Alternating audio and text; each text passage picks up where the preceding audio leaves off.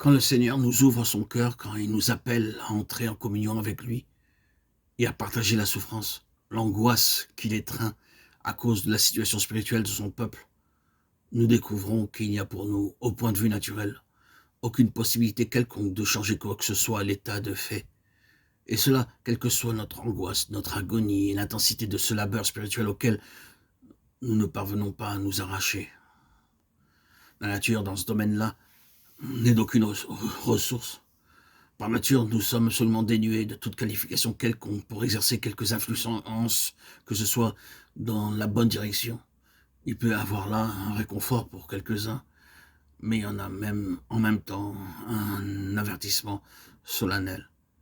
Car c'est un principe à double effet. Il signifie d'une part que si les grands desseins de Dieu vont vraiment s'accomplir, et vont s'accomplir avec notre concours, il faut premièrement que la nature épuise ses efforts et rende les armes. Il faut que ce soit Dieu, et Dieu seul, qui intervienne dans la situation. Et il faut qu'il intervienne par ses moyens à lui. Cela représente pour nous pas mal d'humiliation. Chemin scabreux qui nous conduit dans les profondeurs. Et nous ne tardons pas à réaliser à la lettre que nous ne pouvons rien faire, que tout doit venir de Dieu. Mais le même principe signifie ceci aussi, c'est que Dieu nous amène de propos délibérés dans cette situation-là. Il pourra même faire de nous une vivante illustration de cette vérité. Stérilité consciente, certitude de n'avoir aucune des ressources qui sont nécessaires à l'accomplissement du dessein éternel de Dieu.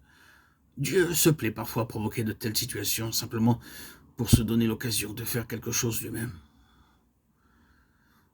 Ouvrez la parole de Dieu et voyez si ce n'est pas ainsi.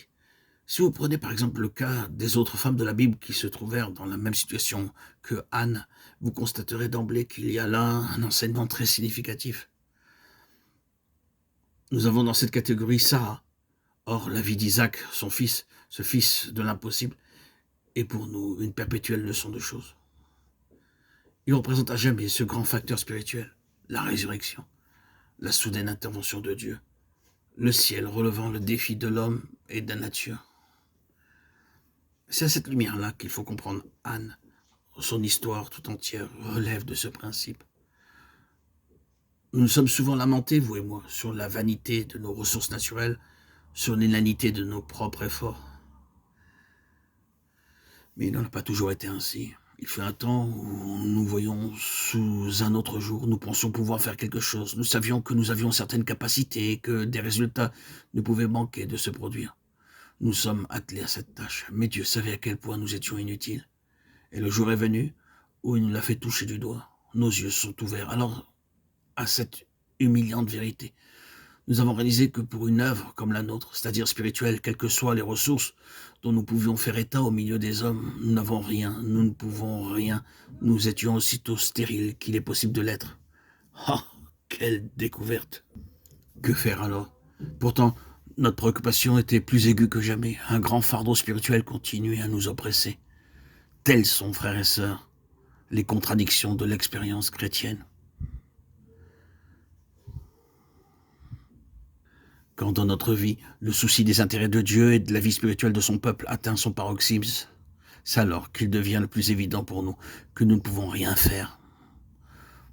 Dans sa souveraineté, Dieu fait en sorte que ces deux extrêmes se touchent, les besoins les plus criants et l'impuissance la plus totale. Encore une fois, la nature n'est d'aucun secours dans ce domaine. Mais quand nous en sommes là, quand il est devenu bien clair pour nous que la situation nous échappe complètement, c'est alors que nous remplissons les conditions les plus favorables à une intervention de Dieu.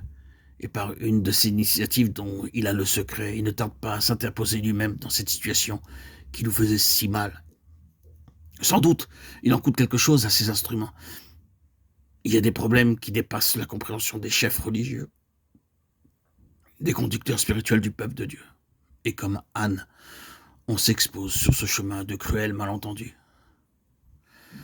Nous avons donc là ces deux choses nettement différenciées. D'une part, une grande préoccupation spirituelle à l'endroit du peuple de Dieu, préoccupation qui tourne même à la détresse en raison des dangers que court le témoignage du Seigneur.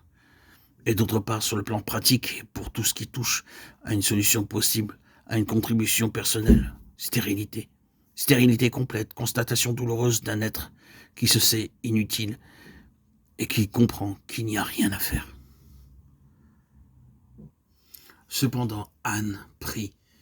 Elle ne peut pas renoncer. Devant ce refus poignant de nature, elle déverse devant Dieu le trop-plein de son cœur. Elle lui clame sa protestation. Elle refuse de croire à l'impossible. Elle en appelle au Dieu qui peut tout. Elle le met en face de cette situation alors que l'inertie des choses semble se jouer de son angoisse. N'importe, Dieu peut, et elle croit. Cet état de choses est trop criant pour laisser Dieu insensible. Oh Dieu, tu répondras.